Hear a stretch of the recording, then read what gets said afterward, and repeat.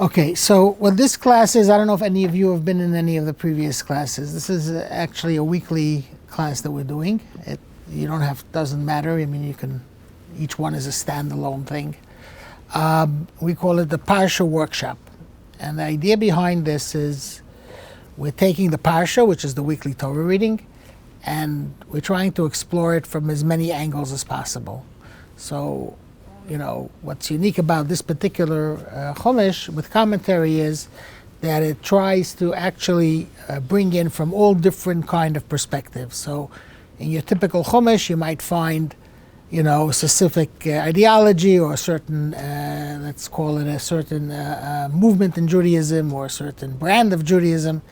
Here, we're trying to bring from all different kind of angles, and in order to show the diversity that there is in every verse in Torah, there's so many different ways to go about it. So we're actually going to be doing this on a weekly basis, and right now this is an ongoing project. So this is the book of Genesis, which was published about 2 years ago. The other 4 books are still in the progress of being made. So once we get to Shemos, which is going to be in about 6 weeks or so, we're actually going to be using from the work in progress. We're going to be using the actual drafts and sheets that we have as we're preparing this Chumash. So those who are participating in the class are actually going to be participating in the process of creating the Chumash, because your questions and your input might end up also getting part of the final product.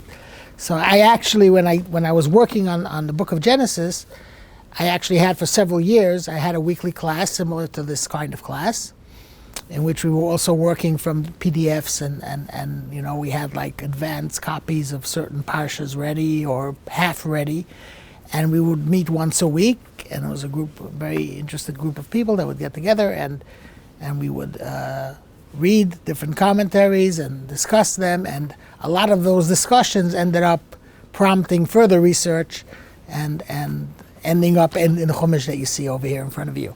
So hopefully that was a very successful experiment, so that's why, together with Rabbi Wilhelm, we decided to do it over here as part of the SOT program. It's going to be an actual weekly feature. This is the 3rd time we're doing it. We did it once about 3 weeks ago and once last week, and now this is the 3rd time. So this Chumash actually has a total of about 600 different sources and authors that their commentaries are represented in the Chumash. By the time that we're going to finish all 5 volumes, the projected number is going to be about over 1,000 different commentaries. So, of course, we don't assume that in 45 minutes we're going to go through the whole Parsha. So we pick like one interesting topic in the Parsha, and we explore it from the different things. So the topic that we're going to use this week is, of course, Parshas Vayishlach. And I don't know how many of you are actually following the weekly Parsha like till now, so I don't have to bring you up to date on the story of what's going on. Basically, Yaakov was 20 years in Haran, had all his adventures with his father-in-law Lavan. He married 4 wives, had 12 children, and is now heading back finally, after this 20-year stay in Haran, is now finally heading back to the Holy Land, back to his parents. And 20 years earlier, he had run away from Esav, his brother Esav. The famous story, his twin brother, and their whole life, there's this struggle between them. The struggle actually begins in the womb still, even before they were born. And then first he gets him to sell him the Bechorah, the birthright, and then there's the whole story with the blessings that Yitzchak was planning to give to Esav, and Rivka convinces Yaakov to go and trick Yitzchak into giving him the blessings instead, and Esav gets very angry and he wants to kill him, and that's why he runs away to Haran. Now, 20 years later, he's coming back, and he's still worried. Maybe Esav is still angry at him. Maybe Esav still wants to kill him. So he sends messengers to Esav. That's how our parsha begins. The name Vayishlach means he sent. That's where it starts off. He sent messengers to Esav, and he prepares this. He basically takes a 3-pronged approach. I'm just sort of summarizing. We're going to start the actual topic or event that we're going to be exploring is the famous all-night struggle or wrestling match that Yaakov has with the angel, right? All the famous paintings, you see Yaakov wrestling with an angel. That's where he gets his name Israel from. The name Israel, which is our name as Jews, and Yaakov's other name, means the one who wrestles with God, or wrestles with the divine, because the angel is also sometimes called Elohim, because the angel is an actual spiritual manifestation of a certain divine certain divine mission. So Yaakov will soon. One of the things we're going to be exploring is what exactly does this name mean. It obviously is very significant. If that's the name that we're carrying for the last almost 4,000 years, is Israel. So what that name means obviously has a lot of interest to us. So what Yaakov does is, so we're going to be starting on page 377, which brings us right up to just before the point when he encounters this angel, that according to most of the commentaries, what this angel represents, that's sort of the angel of Esav, or the spiritual manifestation. Everything, a very fundamental idea in Jewish learning, and particularly in Kabbalah, but in all levels of Jewish learning, is that everything in the material world, in the physical world, has a spiritual counterpart to it. There's a famous passage in the Talmud that says that everything that exists on land also exists in the ocean. So, you have every creature you have on land, you also have a similar creature in the ocean.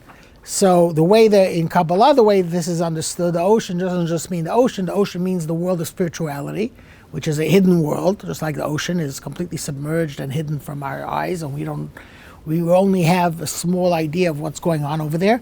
The same thing is the spiritual realms is like the ocean, and every material existence, everything that exists in this world, has a spiritual counterpart to it, a spiritual element that is the other side of it. So, for example, every nation says there's the angel of that nation. When there's a struggle, even a physical struggle between two nations, it usually represents a certain spiritual struggle as well. Or so when something's happening here in this world, it's a reflection of a certain interplay in the spiritual worlds. So this angel that Yaakov is going to meet is basically the angel of Esav, and before he actually has this confrontation, as we're going to see, in his meeting with Esav, he first has to sort of deal with angel's spiritual representative. He has to deal with what Esav represents in the spiritual realms, and that's the angel of Esav.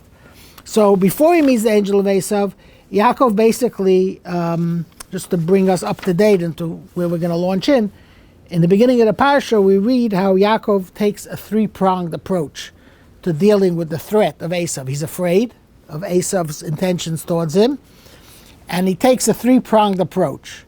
And the three-pronged approach is war, prayer, and appeasement. So he decides to deal with this challenge on three different ways. First, he prepares for war. He prepares to defend himself. So he creates a military strategy. He takes his whole camp, which included his children, his wives, his servants, his possessions. He wasn't just one person traveling. It was a whole caravan, a whole group of people. He divides them into two parts. So the strategy is that if Esav attacks one, the other one will be able to counterattack. And he creates a whole military strategy of how to deal with Esav. He hears that Esav is coming with 400 men. So how do I deal with Esav, and how do I deal with this at a military level? That's number one. Number two is he prays. He prays to God. He prays for help. As a Jew, he realizes it's not just about military might. You need God's help. You need to pray. And the third thing is he tries to make peace. He tries to win over Esav in diplomatic means. So there's war, prayer, and diplomacy. Those are the three approaches. And the commentaries all say this is a way for us, a lesson for us, that anytime you have a situation, don't try dealing with it only on one level. You have to deal with it on all these three different levels, because you never know, maybe it will be resolved diplomatically. Or even if you put all your faith in diplomacy, maybe it won't work. You'll have to go to war. And if you put all your faith in prayer, that might not also be enough, because God doesn't want us just to pray. God wants us to act on our own in this world and do whatever we can. So that's why you always have to take this three-pronged approach. Okay, so now this is where we're holding right now. Yaakov has prepared this very lavish gift with hundreds and hundreds of head of cattle and flocks and sheep and donkeys and camels, and he's sending it all to Esau, a very valuable gift, and with a whole message of appeasement, of trying to win over Esau in this diplomatic way.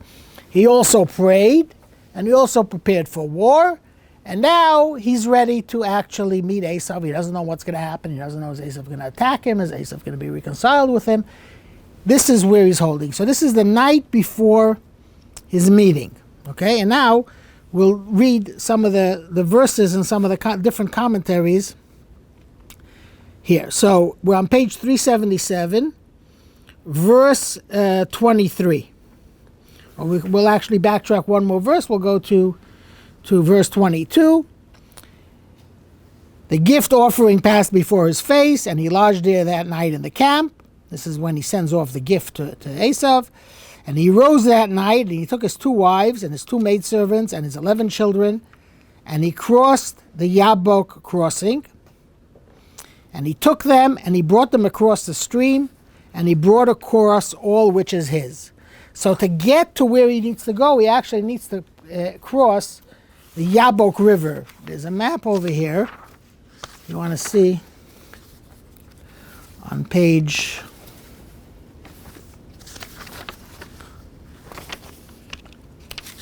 Just a second. What page is it?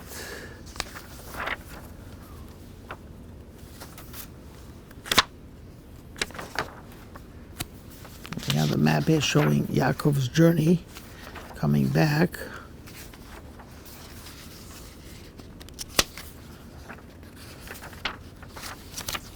Here, it's on page 395. On page 395, if you want to look, you can see he's coming from Haran, which is essentially northern Syria, and he's arriving in the Holy Land, and he's still on the other side of the Jordan. Everything that we're reading about now is happening on the eastern bank of the Jordan, what today would be Jordan, the country of Jordan. And you see the Yabok River, he actually ends up crossing the Yabok River twice, interestingly enough. But on the way to where he's going to meet Esau, which is Penuel, that's where his encounter with Esau takes place. On the map, it's number 3. He needs to cross this river. So how does he cross this river? So interestingly enough, the Torah is giving us a very detailed description. And if you look carefully at these 2 verses, you see that you use the word crossing no less than 3 times. He crossed the Yabok River, and he took them, and he brought them across the stream, and he brought across all which is his. So there's a big emphasis on the crossing here. It seems to be a very minor detail. Okay, there's a river. You got to cross the river. So let's read the commentary 3224. We have here 3 very interesting commentaries coming from 3 very different sources, and we'll talk more about who these 3 sources are, because a lot of times when you understand where it's coming from, it actually gives you a much deeper perspective. The first source is actually 2 sources. It's from the Midrash Rabbah, which is basically a Talmudic work. It's from the time of the Talmud, going back almost 1,800 years ago in the land of Israel. And we also have Rashi. Rashi is, of course, the famous commentator on the Torah, and a lot of Rashi's commentaries are taken from Midrash Rabbah. And he quotes a lot of them, and when he quotes them, it's because he feels this is important to explain the meaning of the verse. So what does it mean? He crossed the Yabok. The whole verse 24 seems to be extra. Okay, it says he took his 2 wives, his 2 maidservants, his 11 children, and he crossed the Yabok crossing. Fine. It's actually 4 times he crossed the Yabok crossing. It doesn't say he crossed the Yabok stream.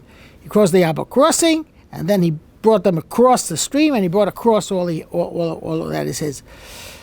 So why is it so interesting that he? What is the second verse telling us? So according to Rashi, the verse is telling us how we actually crossed this river, and there's a very interesting image over here. He took them, and he took them across the river. So Rav Huna in Midrash Rabbah, and this is also quoted by Rashi, says he made a bridge of himself, lifting each of his possessions from one bank and setting it down on the other bank. In other words, it wasn't such a wide stream. It was just a narrow stream. So Yaakov is standing in the middle of the stream, and he's taking everything and lifting it over from one side to the other. His wives, his children, his possessions. He becomes the crossing himself. He becomes the means of crossing this river, and this river is signifying coming from Chutz La'aretz into the land of Israel. This is where he's traveling. He's coming from Haran. And in order to bring everything over to the other side, he has to stand in the middle of the river and bring them across. Okay? So Rashi and Midrash Rabbah are giving us sort of a practical picture, actual description of how this crossing took place. Now we have another commentary from Rav Nachman of Breslov. I'm sure you've all heard of Rav Nachman of Breslov. And when we're going to read this commentary, you're going to find a very, very familiar saying of Rav Nachman of Breslov. One of his most famous sayings, it actually was made into songs as well. It's sung all the time. It's repeated all the time. But not many people know the context in which he said it. It's just this one line, right? Kol ha'olam kulo gesher tzar ma'od, ve'ikar lo lefached klal, right? Familiar with it. The whole world is just a narrow bridge, and the main thing is not to be afraid. It's a beautiful saying from Rav Nachman. But it's interesting, not many people are aware of when he said it and where he said it and in what context it was said. It's a fascinating, there's much more to this one-liner than meets the eye. So now we're going to read the entire commentary. That line actually comes from the commentary on this verse. And what Rav Nachman says is as follows. Know that a person must cross this world on a very narrow bridge. And the main thing is not to be afraid at all. Right? So far, everything sounds very familiar, right? But why? Why shouldn't you be afraid? If the world is a narrow bridge, it's scary. So he's just telling you, don't be afraid. The main thing is not to be afraid. Why? Why aren't you afraid? Why aren't you afraid? So he goes on, he explains. For one who cleaves to the truth can surmount all the obstacles and confusions which the world throws at him. If you are connected with the truth, if you know what the truth is, and you ground yourself firmly in the truth, then you have nothing to be afraid of. Then you can overcome everything. This is the meaning of what Rashi writes, that Yaakov made a bridge of himself. Why is it so important how Yaakov crossed this river, this stream, how his family got across the stream, how his possessions crossed the stream? They crossed. Either they crossed over a bridge, or they crossed with a boat, or they crossed by foot maybe if it was such a shallow stream. Why is any of this important? And Rashi takes the trouble, and Rashi is of course basing it on the Midrash, which is of course basing it on the actual verse of the Pasuk itself. The description in the Pasuk is implying that. It says he took them and he crossed them the river. That means he physically brought them over. Maybe you want to, there's another book over there, you can pass that along. Rabbi, you want to pass along, there's one more here, so. Anyway, so they, so Rav Nachman is saying, this is the meaning of what Rashi is saying over here, where he's giving us the detailed description of how Yaakov crossed himself. What is Rashi writing over here? He doesn't just saying that Yaakov took them across the river. He says Yaakov made a bridge of himself. He became the bridge. You have two sides of the river, as we're going to see. One represents the material world, represents the world of Chutz La'aretz, the world outside the Holy Land of Israel. The other one, that's where he's coming from. The other one is the destination that he's going to. But there needs to be a bridge. And who is the bridge? It's the way that they actually cross the stream is that Yaakov makes a bridge of himself. What is the significance of that? Yaakov embodies the quality of truth. There's a very famous Kabbalistic teaching that equates all the main biblical characters with different divine attributes. You know, we have the 10 sfirot, right? We have the many famous, we also have in the back of the book a very long description because this is referenced a lot of times in the book. You can look on page, I believe it's page 604, if you want to look. There's an actual map, it's a very famous map. You can see that in a lot of books and a lot of works, especially works of Kabbalah. They'll give you the 3 columns and the 10 sfirot. What are these 10 sfirot? These are the 10 most primary building blocks of creation. The entire creation is made out of these 10 spiritual elements. These are 10 powers that as at the first stage of creation, God emanates from himself these 10 powers. And everything in this world is a manifestation of one of these 10 powers. So you have the 3 intellectual powers, wisdom, understanding, and knowledge. And of course, in Kabbalah and Chassidut, it explains in great detail what each of these things are. They're 3 very, very different powers, even though they're all intellectual powers, but they're very different kinds of powers. One is the power of receptiveness, of being receptive to new ideas, of innovation. The other one is the power of detail and taking things apart and being able to take something apart to its details and focus on analyze. And the other one is the power of connection, of relating to something, of understanding a truth in a relatable way. So those are the 3. And then you have the 7 emotional powers, which is chesed is love, gevura is severity, might, restraint, and then you have tiferes. Tiferes is a very interesting sphere because on the face of it, it seems to have different interpretations. You look in different parts in different discussions in Kabbalah, and you'll see Tiferes being explained in many, many different ways. It seems to be a little bit unclear what it is, but the truth is all these different explanations, all these different aspects of Tiferes really hinge on one key element. Tiferes is sometimes described as compassion, sometimes it's described as beauty, sometimes it's described as harmony, but the core explanation, and this is the explanation that ties it all together, is truth. Tiferes is truth. That is the essence of Tiferes. And because it's truth, it's also harmony, because when you have different diverse things, the only way to actually have them work in harmony, when you have different elements, you have people with different opinions, or you have forces that are pulling in different directions, you're going to have conflict. How do you get harmony? You get harmony, let's say an artist paints a painting, to use a very simple example, and that's why Tiferes is also connected with the idea of beauty. An artist paints a painting, many, many different colors, many different shades, many different degrees, of light and shadow and so on. If everything is just thrown on the canvas in a haphazard way, you don't get beauty, you just get confusion, you just get a mess.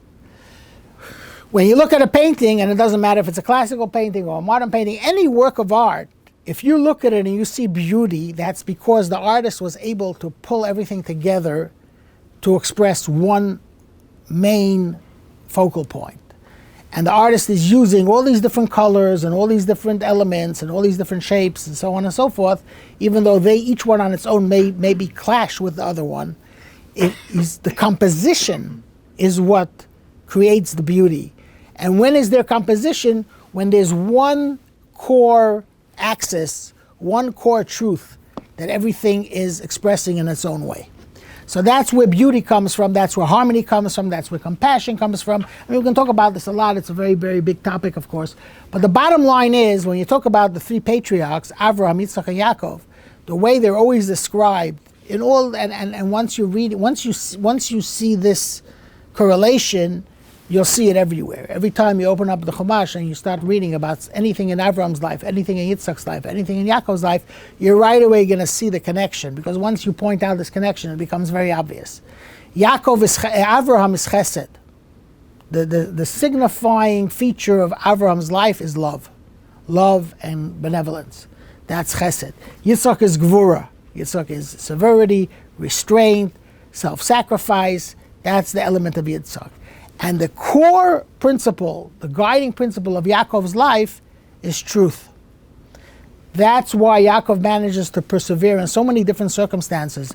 He is the most diverse character you can possibly imagine in the Torah. He deals with the most diversely different kinds of situations and areas. He's in the Holy Land, he's in Egypt, he's in Haran, he's dealing with Esav, he's dealing with Lavan, he's dealing with Paro, he's dealing with a conflict in his own family with Yosef and his brothers, he's dealing with a conflict with his brother, with Esav, he's dealing with Avraham, he's dealing with Yitzchak.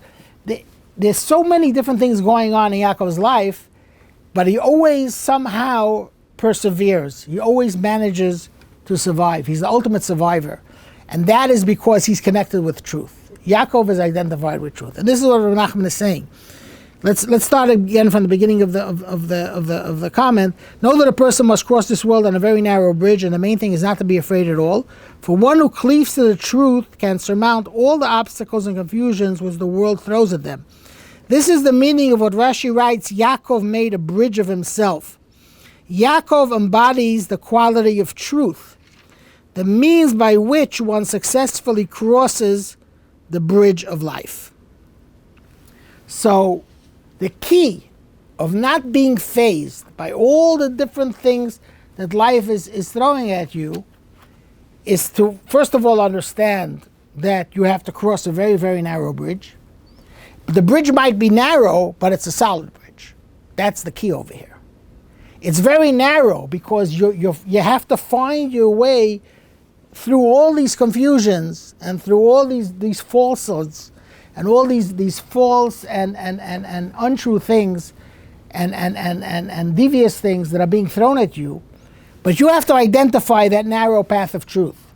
But once you identify that narrow path of truth, that's unshakable. That is the most solid thing in all the confusion. And as long as you stick with that, it could be very narrow.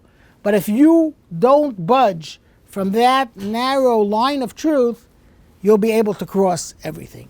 And this is the lesson of why the Torah is describing us. Yaakov had to take across his 11 children, and each one of these children represents, Binyamin wasn't born yet, each one of these children represents a different aspect, a different area of life, a different challenge, a different kind of things. We have the 12 Shvatim, each Shevet, each tribe of Israel is another element of Israel's mission. There's so much variety here. There's Rachel and there's Leah. Each one of them represents also a completely different world. You have all Yaakov's possessions. But he makes a bridge of himself. He is identified with the quality of truth, and he becomes the bridge. And once he is the bridge, everything can cross over. Okay, now we get to another very interesting commentary. The next commentary we're going to read is a commentary by Rabbi Shlomo Tachtel. I don't know how many of you have heard of him. The name is not familiar. Very interesting character. He's a person who, in his life, was in many, many different areas of the Jewish world. In the first half of his life, he was very firmly in one area, one camp, you would call it. Later part of his life, he was in a very different camp. In certain communities, he's considered a hero. In certain communities, he's considered a traitor, actually. Certain communities ignore certain parts of his life and celebrate other parts of his life. Let's read the commentary first, and then I'll tell you a little bit more about this person. The one thing I'll tell you is that he perished in the Holocaust. He died in 1944, I believe, in Budapest, or perhaps in one of the camps. I don't remember. I think he was deported into one of the camps. He wrote this commentary in 1943 in Budapest, while 90% of Europe was already under Nazi occupation, while the bulk of the Jewish people was already exterminated. Where he was living in Hungary, the Nazis had not yet started deporting the Jews, but everything was already... Didn't he write Ema Baruch? Yes. Okay, so we have someone who knows who he is. Yeah, that is Rabbi Shlomo Tachtel. And he sees this image, he's reading this commentary, and he sees this image of Yaakov crossing the Yabok River, standing in the middle of the river, and carrying over, picking up everything from one side of the bank, putting it down on the other side of the bank. Again, a very interesting description. And this made him realize something. What does he write? On one side of the river was Yaakov's life in the exile of Haran.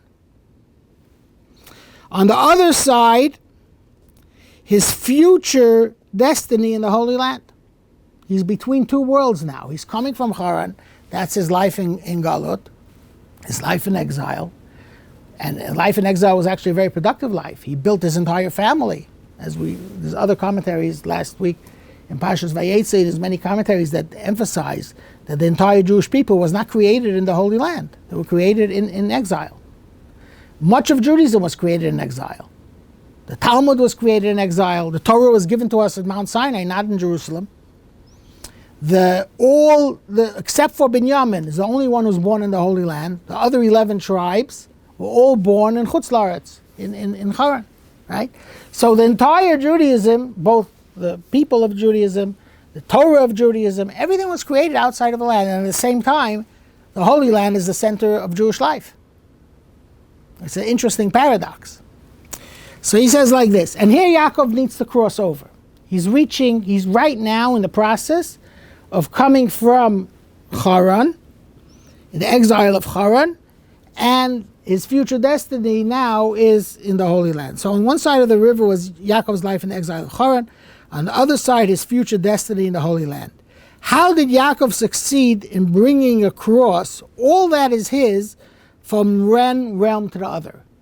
He has to take all his achievements of Haran. He's coming with tremendous wealth, and probably not just with wealth, but the tremendous wisdom and insight and everything that he gained. And he has to transfer it now to a whole new world. You know, there's an interesting story in the Talmud about a sage who spent his entire life in Babylon, which was then the center of Torah learning. The Talmud Bavli, the entire Talmud was created in the land of Babylon, which is today Iraq. That was the center of Jewish life for many hundreds of years. And the community of Jews in the Holy Land was a much, much smaller, weaker, less significant community in terms of the mass of Jewish life. And there was one of the sages, his name was Reb Zera. The Talmud says he spent his entire life in the land of Babylon learning the Torah of the Babylonian Torah. And then at some point in his life he decided he wants to make Aliyah. He wants to come to the Holy Land and he wants to learn Torah, even though that was a smaller community. He wants to learn Torah from the sages of the Holy Land. He wants to learn the Torah of the Holy Land. So the Talmud says he fasted 40 fasts in order to forget everything that he learned in Babylon. Because he understood, he felt that if he's bringing with him the perspective and the understanding and the wisdom and the whole approach coming from Babylon, he's not going to be receptive enough to the teachings of the land of Israel, which are unique. And therefore, in order to make himself receptive, he had to empty himself of his entire life's learning. This is one of the great sages of Talmud. It's a fascinating story. It's an amazing story. But here, what Rabbi Shlomo Tartel is saying, he's trying to think of something, not this kind of approach, a different kind of approach. No, don't abandon everything that you accomplished. Bring it with you. Okay, so how do you bring it with you? So how did Yaakov succeed in bringing across all that is his from one realm to the other? By making a bridge of himself. He had to turn himself into a bridge. He planted one foot on one side of the river and the other foot on the other side, lifted up his exile world achievements and transferred them to the redemption world. Okay, so this is his commentary. And then he has a personal note over here. He writes, "This is where our generation failed. We stood with both feet in exile, neglecting to plant a foot in the Holy Land, and so much was lost to Esav." So this is what he writes. So now, I'll tell you a little bit about his history. His early years, he was a great rabbi in Hungary. And I don't know how many of you are aware of the history, but especially in the years before the establishment of the State of Israel, was a huge controversy in the Jewish community between those who were what you would call today the pro-Zionist and the anti-Zionist. And you had a lot of religious Jews who were what you would call religious Zionists, that they believed that rebuilding the land is part of our mission as the Jewish people. And then you had Jews who what we would call today anti-Zionists, who felt that we have to wait for Mashiach, we have to wait for the Redeemer, and it's not our job to forcefully establish a Jewish state. And there was this huge controversy. And he was very much in the anti-Zionist field. Actually, most of the religious rabbis in Hungary at the time were what you would call anti-Zionist. Not in the sense of today. Today you hear about these, people who are completely unhinged, Jews who are anti-Zionist. To be anti-Zionist today is when the actual state of Israel actually exists, is a whole different kind of neurosis than being anti-Zionist before, when the question was, should we endeavor to using weapons and using military strength and even using, certain violent means to go ahead and establish a state or not. There was a whole different discussion then. But it was a legitimate disagreement. And he originally was very much an anti-Zionist camp. And then during the Holocaust is when he had his major transformation, and he wrote the book that you mentioned, Ema Banim Samecha, in which he basically renounces that whole worldview that he himself was a leading proponent of. He basically recanted everything he believed before, and he wrote a very passionate, very powerful showing from a religious viewpoint, not from a political viewpoint, but from a completely religious viewpoint based on Torah, based on Torah sources, that the right path to do is that we shouldn't just sit and wait for Mashiach, but we should actually do everything in our power to create a Jewish state in the land. So of course, in the religious Zionist world, he's a huge hero, and his books are like the canon, taught everywhere. In the non-Zionist groups, they focus on his early years when he wrote many great works, very deep, powerful works, halachic works. They completely ignore everything he said later in the later years of his life. But this is an interesting, very fascinating character. Some of his grandchildren are actually Chabad Shluchim.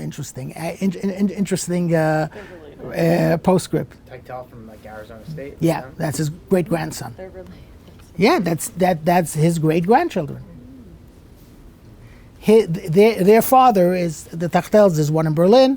There's one in there. So their father, his name is Yisachar Shlomo, who's named after his grandfather, who is this Yisachar Shlomo Tachtel that I just was telling you about. So that's an interesting postscript of where this is an interesting epilogue where everything ended up. And many of his grandchildren today, their mother actually was the principal of Beth Rivka, the big Jewish Lubavitch school, and there's a few of them on Chabad campus, and there's a few of them in doing. But you also have Tachtels who are in Williamsburg, who are in a completely different part of Haredi Judaism and so on. But this was his insight. When he's sitting in Budapest in 1943 and he sees what's going on, and he sees what was lost, the whole world, Europe was 1,000 years Jews built in a thriving culture, Torah culture, tremendous wealth, even material wealth. He's talking about the material wealth as well. He says, imagine if we would have had the foresight to go ahead and do what Yaakov did, to stand with one foot. In other words, and it's interesting what he's saying here. He's saying, don't plant both feet on this side, and don't plant both feet on this side.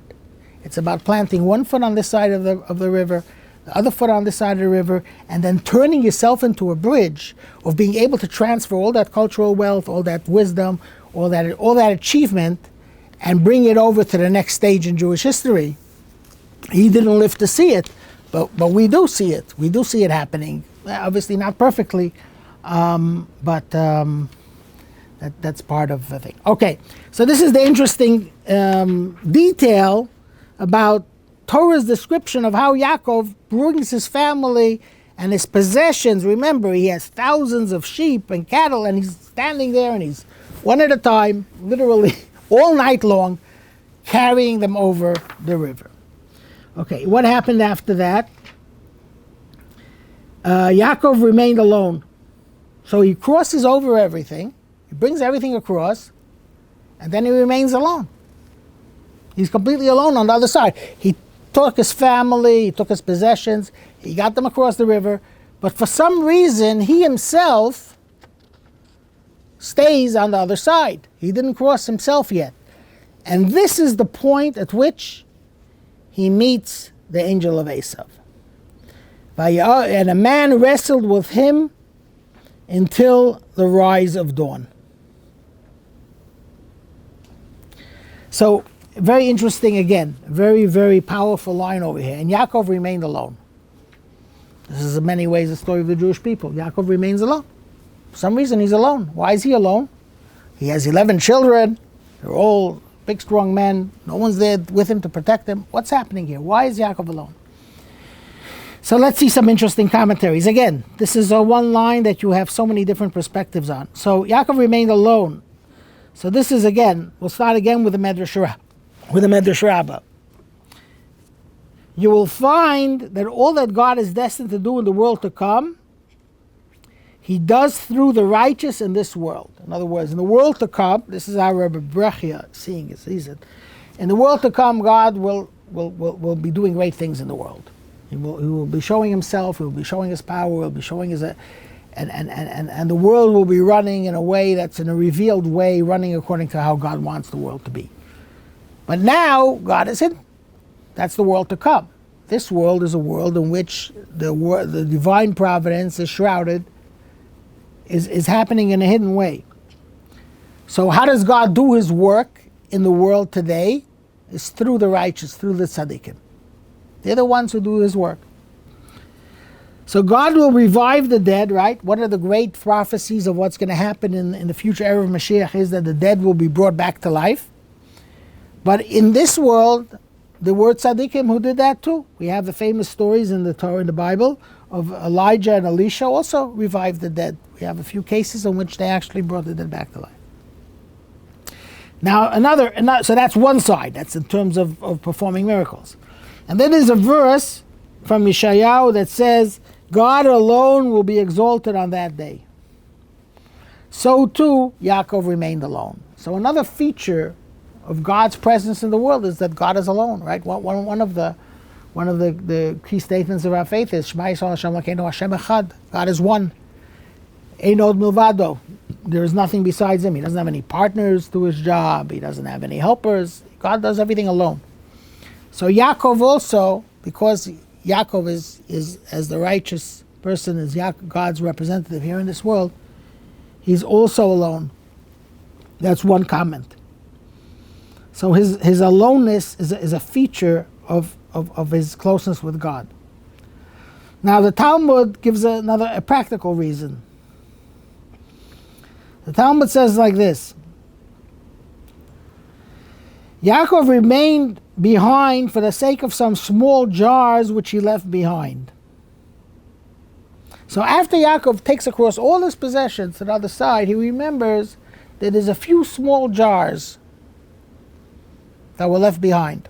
So he goes back to retrieve those jars, and that's when he encounters this man, this angel, I don't know how to describe him, and who starts wrestling with him, and they wrestle the whole night till the rise of dawn. Why does he go back for a few small jars? So now the Talmud says a very, very mysterious statement. And we're going to see the different commentaries struggle to understand what does this mean. For here we see that for the righteous, their possessions are dearer than their own body. In other words, Yaakov is essentially risking his life. It's alone, it's late at night, it's a dangerous place. He's going back all alone just to retrieve these few little jars that he left behind, because his possessions is more precious to him than his own body. In other words, he's less concerned about it. He's willing to risk the safety of his own person in order to retrieve those possessions. It's a very strange statement. Why would your material possessions be more valuable to you? He's not saying that he literally gave up his life for them, but he was willing to risk his life in order to retrieve his possessions.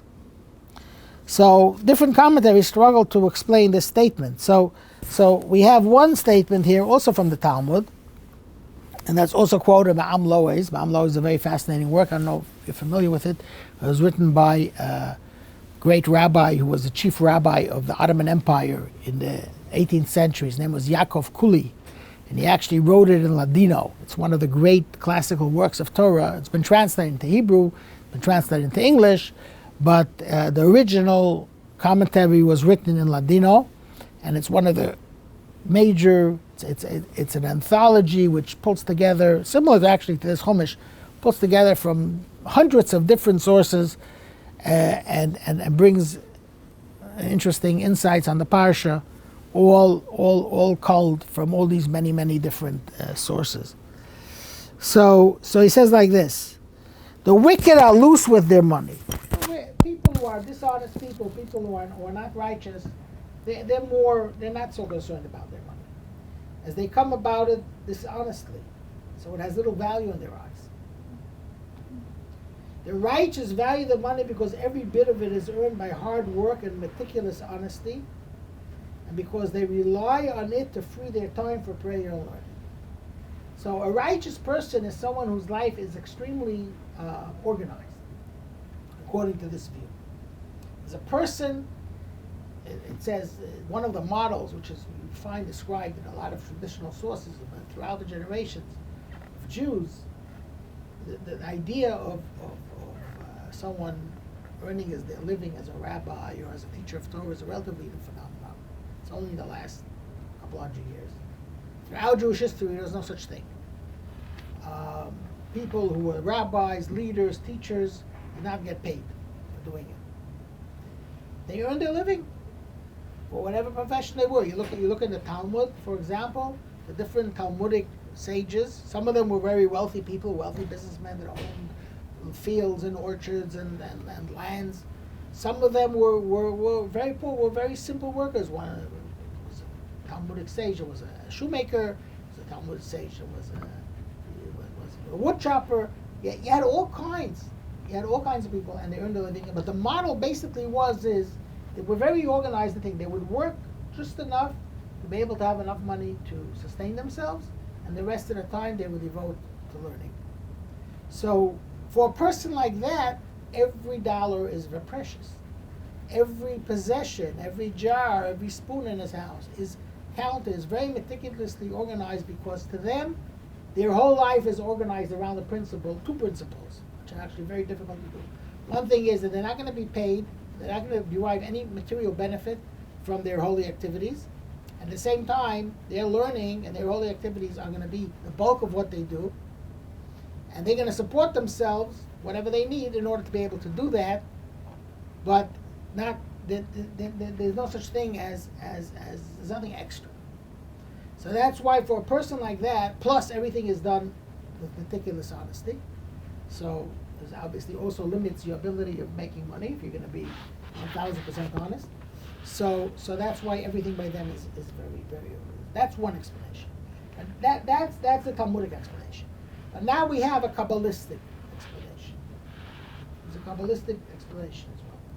And this is from Chaim Vital, who was the major disciple of the Ari, the famous Ari. And he writes as follows: a person's material possessions contain sparks of divine potential, which are elevated when these possessions are utilized to serve God. The righteous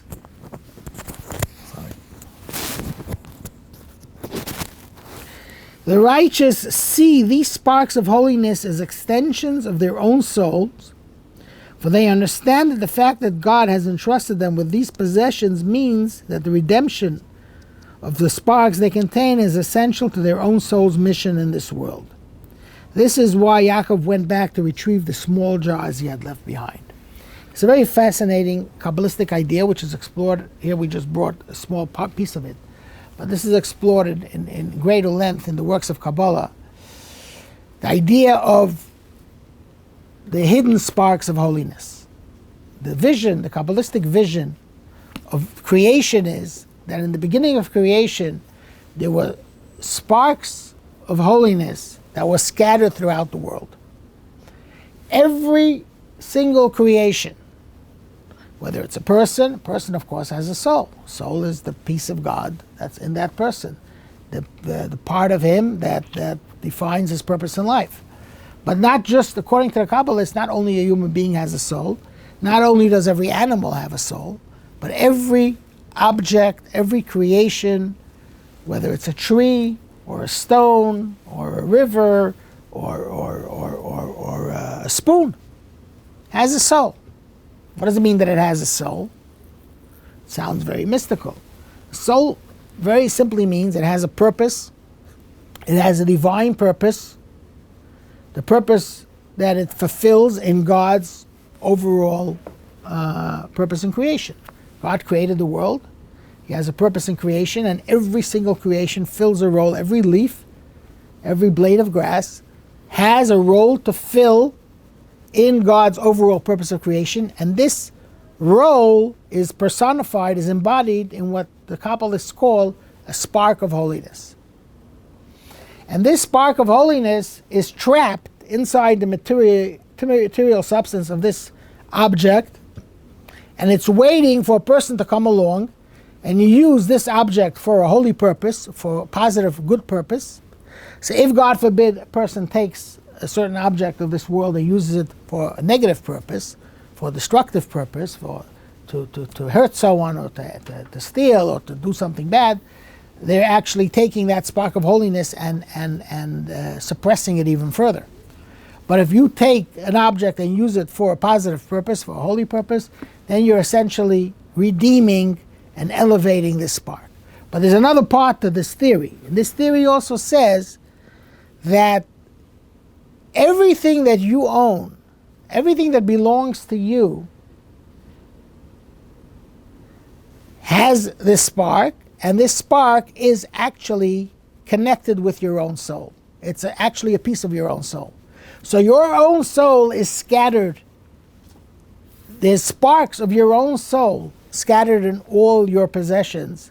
And that is the reason why, by divine providence, this spoon ended up in your drawer and this plate ended up in my cupboard. Because the spark of holiness that it contains, if it belongs to you, and that's why stealing is such a terrible crime in Torah. Because not only are you stealing something that belongs to someone else, you're appropriating a piece of their mission in life. You're stealing a piece of their soul as well. So this is the idea that this is why the righteous recognize this, and that's why Yaakov goes back to retrieve these small little jars, because that's part of his mission in life. It could be a very minor part, but it's not something that he's just going to relinquish. Okay. If you give something to someone, is it still part of yours, or is it transferred to theirs? So if it's done in a way that's not dishonest, if you sell something or you give it as a gift to someone, then you're essentially sharing part of your own life mission with that person. That's why a gift is such a meaningful thing many times, and people actually sense this. It's interesting because people are, even something that if you would have gone into think about it, if you would have seen this thing in the store and bought it yourself, okay, fine, it's nice. Someone gives it to you as a gift, you're very touched. It's something that moves us. Why does it move us? Because there's something very deep going on over here. As a matter of fact, there's a very fascinating quote in the Talmud, and a lot of people are familiar with this quote, but only familiar with the first part of the quote. They're not familiar with the second part of the quote. The Talmud says that 40 days before a person is born, it's announced in heaven who their soulmate is going to be. That's what's known as a bashert, right? You say when you're looking for your soulmate, you're looking for your bashert. What does bashert mean? Your destined one. Why? That's what Talmud says. The two souls, it's already announced in heaven that this person is going to marry this person. That's the first half of the quote. And the second half of the quote, which this first half quote, a lot of people hear, all the matchmakers quote it, all the people in charge of the Jewish dating sites quote it, and all that. But there's another part. Second half of the quote says also, it's announced in heaven, this field will belong to this person. This house will belong to this person. That's also bashert. That's also destined. Because there's a piece of your own soul there waiting to be actualized. So that's the Torah's. It's fascinating. I once saw a write-up somebody wrote all these different theories of property law. There's all kinds of theories of property law, based on English law and based on other law. Like where does it come from? We have these principles that says that if you steal someone else's property, it's a crime. So there's different theories. There's one theory is that it's just like a practical thing. You don't want people to be fighting all the time. So therefore, it's sort of a practical thing, but there's nothing real about it. There's nothing about this thing that really makes it yours. It's just sort of a social convention that we all agreed. So if we go ahead, for example, we all vote a communist government into power, and then we decide the social convention will be different, and nobody owns any personal property, then there won't be. It's just sort of a practical thing. That's one theory.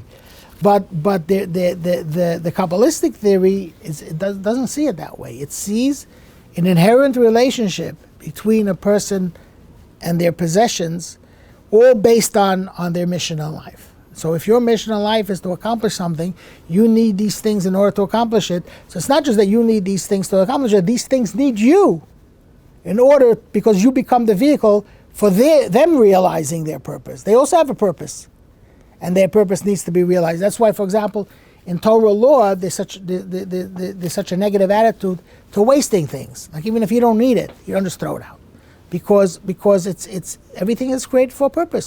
So you don't have what to do with it. Find a way that it could be utilized, but don't just callously throw something out. It's called bal tashchis. Do not waste. Do not just destroy things for no reason. It might have very little monetary value. It's not about that. It's about respecting the purpose of every created thing. Okay. Thank you. Okay.